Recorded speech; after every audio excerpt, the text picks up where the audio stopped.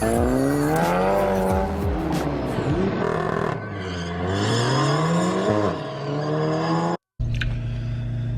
guys, welcome back for another one.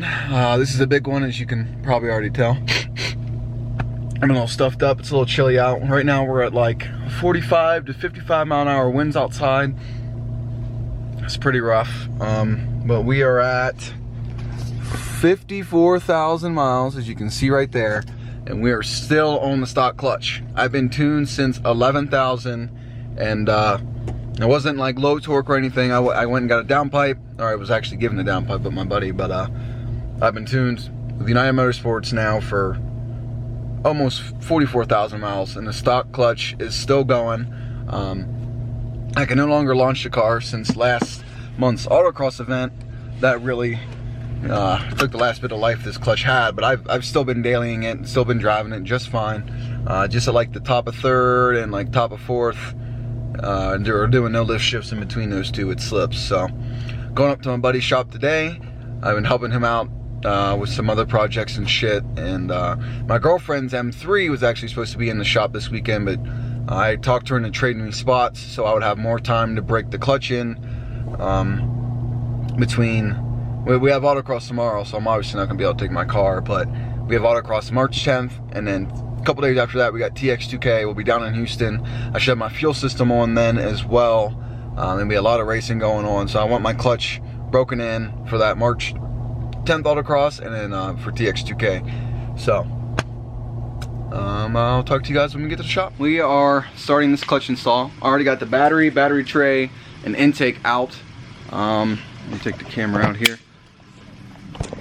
Next up, I'm gonna get rid of this CTS pipe in my way. I'm gonna undo this bolt and this bolt so I don't have to do another cable alignment with the Diesel Geek short shifter, because that's kind of a pain in the ass. It'll save me like an hour later, and then I'll probably just undo the actual bracket for the cables back there. That way that all can just chill. And after that, I'm going to do the starter and the clutch line.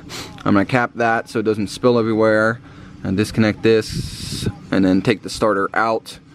That's all I got right now. I'm kind of watching other DIYs, trying to do this myself. I don't know how much of a straight DIY this is going to be. I'm definitely going to be able to give advice. I'm going to try and go over everything, but yeah. This is going to be intense, but I'm fucking so excited. Alright, as you guys can see, I got the CTS pipe out of the way. I disconnected both of the shifter lines and the shifter bracket. If you're looking to do this the way I did with the Diesel Geek, on the bottom of this side there is a bolt. Well, you have to double wrench it basically. I didn't realize that at first. I thought I had stripped the little copper nut that goes here. It was a little freaked me out there for a second. But I got this all loosened up. Cool. That'll sit out of the way. I'm going to zip tie that over here somewhere. Next up, we're going to do this here clutch line and the starter. Pull the starter out. Ooh, I don't know where this washer came from. I think it went on the bottom of this or above this. I need to figure that out. Alright, for the starter, 10 mil on the ground, and then this cover covers this stuff. It just pries off this little guy. You can see that little, damn it. This piece covers this bolt. And it's kind of hard to get off. You gotta, I got like a flathead in there and twisted it, and then it finally popped out. And then this is a 10, that's a 10. We'll do that, and then we'll pull the starter out. And I'm going to do this clutch line, and then you got this electrical connector down there. I believe that tells the car what gear it's in. I had already pressed the thing, so there you go, that's off. Sorry it's a little dark. So there was a 10 mil on here, and that held the ground, and this is an 18. This is what holds the starter on. There's going to be the exact same thing on the opposite side of the starter down below. It's also going to have a 10, and it holds this bracket there in about the middle of the screen. So it'll be a 10 mil, then that bracket, then another 18.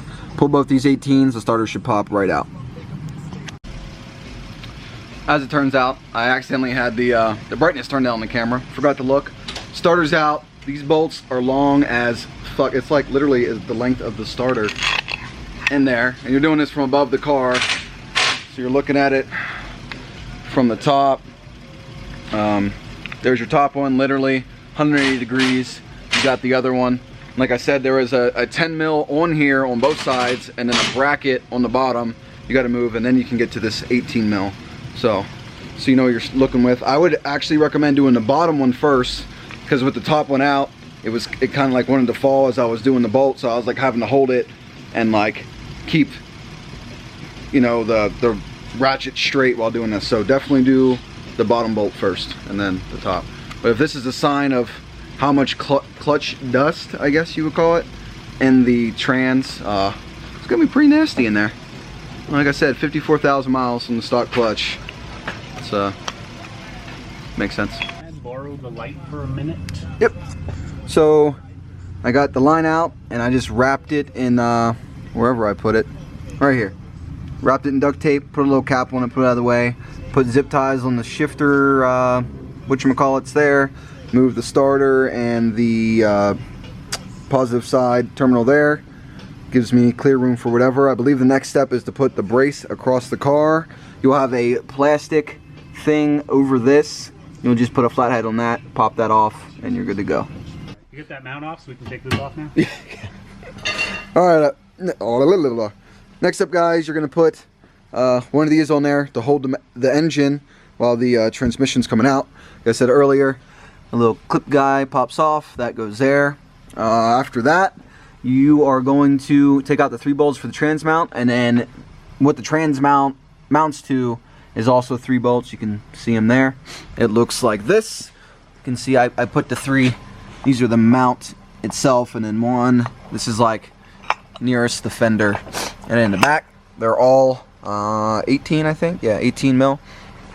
After this, now jack the car all the way up. Wheels are coming off. Axle bolts coming off. Undercarriage, bullshit plastic, dog bone, drive shaft, and then from there, I guess we undo the transmission and pull it out. I'm not sure, but we're gonna learn. Once you get the car jacked up in the air or whatever, make sure you take your wheels off, however you want to do that. Dog bone comes out next. 16, 16, 20, 21. 21 for like actually like where your dog bone insert goes. After that, you got 2, 4, 6, 8 T20s for your belly pan.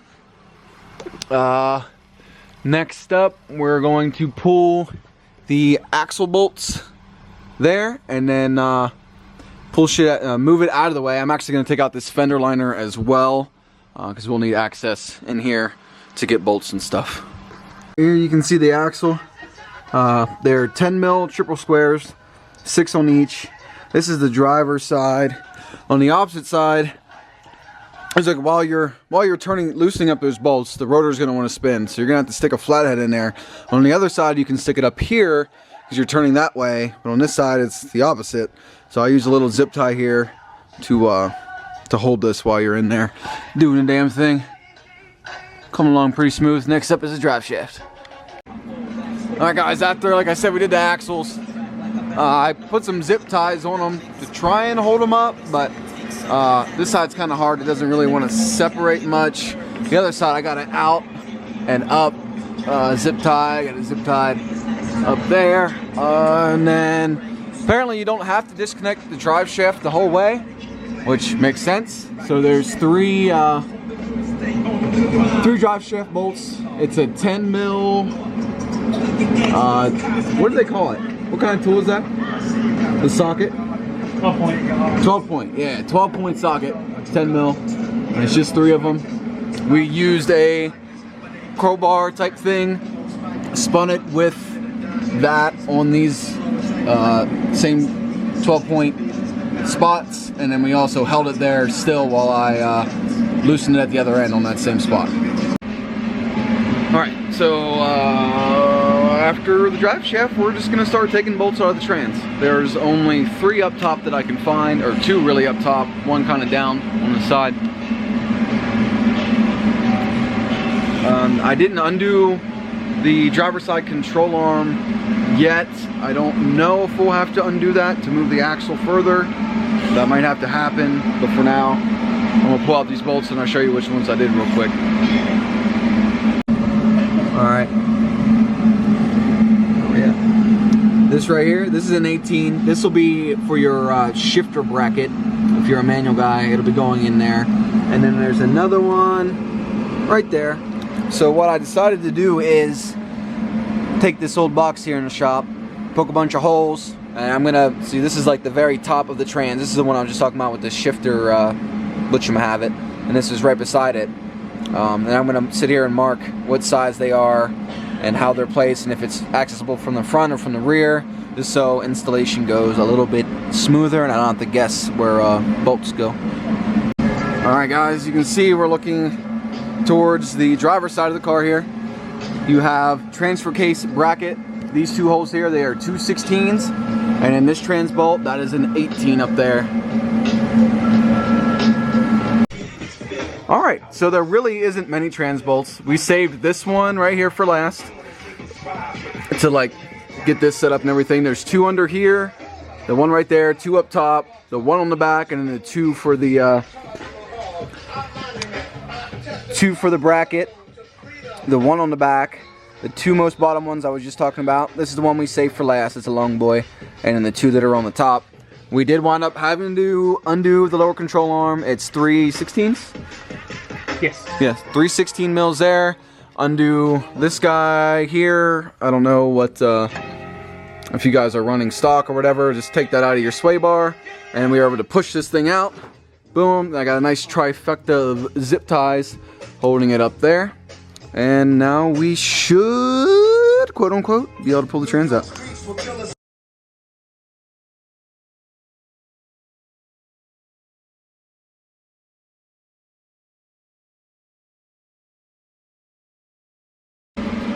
I'm not gonna lie, this was probably the most difficult thing I've ever had to deal with in my life. It's fucking terrible, but it's finally out after like 2 hours of dealing with it, like just the transmission alone.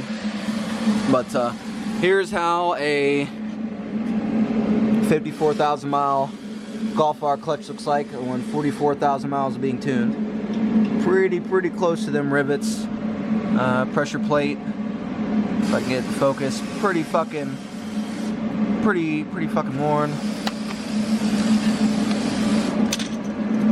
You got you see all the fucking dust caked in there. Rough. We're about to pull out. Nice new clutch, nice new fucking rear main seal, throw out bearing. Probably clean this a little bit. Yeah, it's pretty toast. In here, old rear main seal's coming out now. Maybe, if it wants to. Is it glued on? We're gonna learn. All right. Before the new rear main seal goes on, sorry it's a little blurry, there we go. Just clean this up real nice with a razor blade. Got to put RTV around it.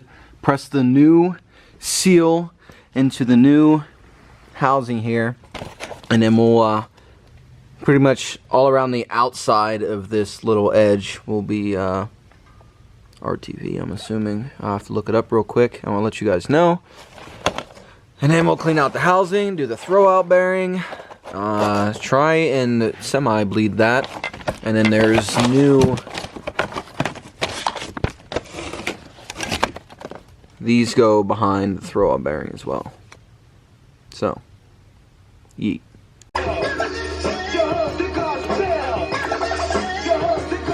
Gotta put RTV on it, poke them down, press the seal in. Nothing too crazy. Cleaning out the housing. New throw-out bearing with spacers.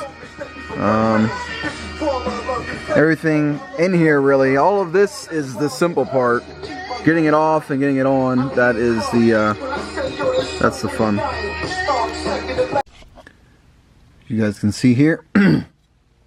First spacer goes up, back in there, and then this one only goes on one way. Go on like that. It is late. It's like 1:30 in the morning. And we're still going here.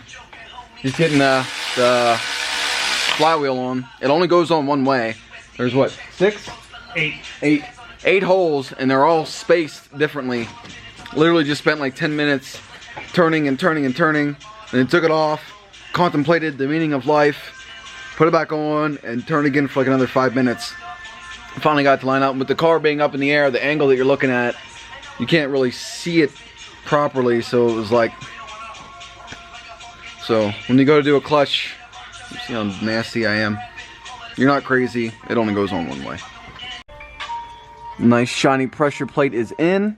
This is a perfect spot for an extension. Then we use a crowbar here to hold the teeth while you torque.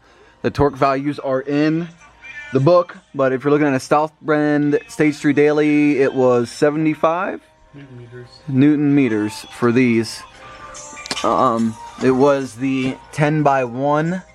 We're gonna check these and see what it is and let you know. Alright, clutch is officially in. Yeah, the pressure plate is 27 Newton meters. I really don't have any advice for taking the transmission out or putting it in. Hopefully it goes in a lot smoother than what it came out. We had a lot of stuff in the way. We disconnected the sway bar, lowered the subframe. We wound up taking that bracket out for the transfer case on the back, and I think that's about it. Subframe was, or the subframe, sway bar was really in the way. So with all that out of the way and the subframe lowered, it should be good to go. I feel dumb. I got an alignment last week.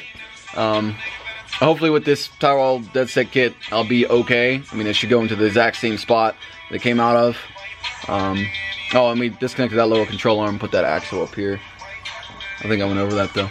Anyway, wishing myself luck on this install. Well, to be completely honest with you guys, I mean, this is a great learning experience, and I am a mechanic for a living. I work on aircraft. If you really don't have a mechanical background, I would not recommend doing this. This is a pain in the ass. It's 2 in the morning. I'm about to take a shot in celebration that we got the trans on. We wound up, we never took the transfer case off. The transfer case stayed on the transmission the entire time. The side that the transfer case is on, we had that more up on that side more than anything. We kind of put a block of wood on the trans jack and just kind of little by little wiggled it in and up and over and up and over. Wound up grabbing this nifty guy, got everything aligned. We lowered the motor a little bit. We got the ladder out here. Once we got it close enough, we kind of snuck some bolts in, and then once the bolts were in, I shook the transmission, you know, closer and closer, and then where the starter is not, you can get in there with the crowbar and move the clutch, which in turn moves the splines, so you can line the splines up in the transmission. This is probably not the right way to do this at all. I have a manual thing, but it was not. My internet here is not very good. We're in this big ass shop. We figured it out. So if you need some tips or tricks, I should be able to remember most of this. Take this shot.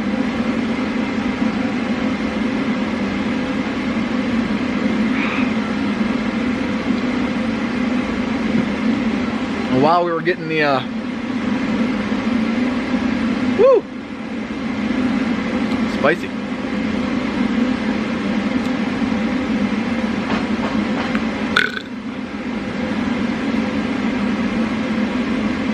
See, it's cold in here.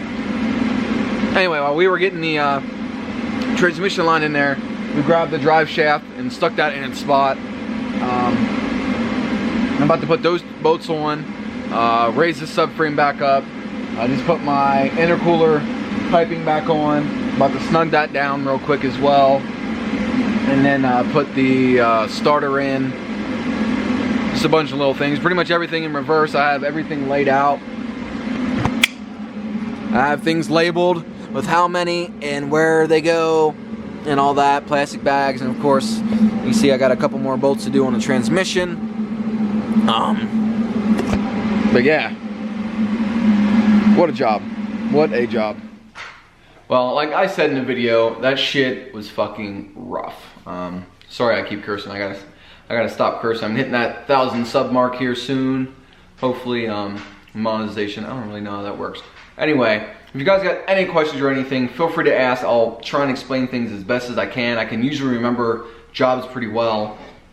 If I had to do this over again, I would either A, completely drop the subframe, tie the steering rack up there, drop the subframe with the sway bar, and that would have probably saved me 4 hours of time.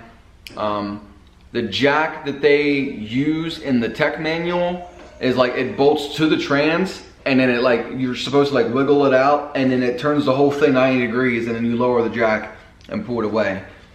That would be very good if we had something like that, but we don't. I'm sure it costs thousands. I'm sure there's gonna be plenty of people in here commenting of how they did it. Please give advice. Everything but the removal of the transmission and install the transmission was easy. Axle bolts, everything is just bolts. Bolts. There's like 2 connectors, one on the trans, one for the starter, and then a couple grounds. Everything is pretty simple up until that point. Make sure you use your clutch alignment tool. Make sure you RTV that rear main seal. That's about all I got. Like I would definitely drop that subframe all the way out and save a lot of time. Or just pull the motor and trans together out the front of the car, put the car into service mode, take off the intercooler, AC condenser, radiator, drain all the fluid, and just pull the motor and trans together, and then take the trans off on stand and then do it. That would probably have saved a lot of time, in all honesty. Yeah, I was saying earlier in the video, you should probably have a lot of a mechanical experience. You really don't. Once you get in there and see what's in your way, I mean, everything's just literally just bolts. Keep track of where your bolts go, put them in bags, label them, or put holes in a box like I did so you can keep track. It's easy. Up until that trans case. It was terrible. I'm like having nightmares. My hands are still stained and cut. My back still hurts. This was like 4 days ago. But the clutch itself, Southbend stage steering. I'm gonna do a separate video on this in general, but if you're wondering, the clutch feels so fucking good. The old flywheel alone weighs more than the new clutch. So the car revs so much more freely. Downshifts are great. The car, first, second gear, like real slow, it just wants to it wants to rev, it wants to be driven. And I'm only like 160 miles on the clutch so far, and it feels great. I only stalled the car 4 times, 3 of those being like right there in the morning after we had gotten done. I stalled it once the other day because I had the music blaring, I wasn't really listening to my exhaust, and I had boots on too, so that didn't help. But the car feels great. I cannot wait to get in the boost, and I cannot wait to turn out that boost on launch. Not this weekend, but the following weekend we have autocross, and then that week is TX2K. Like I said in the beginning of the video, sorry I keep repeating myself, but I'm super hyped for that. So stay tuned. Just stay tuned because the turbo's coming, fuel kit's coming, braces are coming, updated tunes are coming. We're looking at running a lot more ethanol. It's a lot of shit. And weight reduction will be after all that. I need to do some braking upgrades as well this season for sure. But yeah, let me know what you guys think. For you guys that have done clutches before, comment down below on how you got that trans out and how long it took you, because it took me probably an hour and a half to get it out and probably about that to get it back in. Getting it back in, I was far more tipsy than when I was taking it out, but that's all I got. So make sure you hit that thumbs up, subscribe if you're new, and I'll catch you on the flip flop.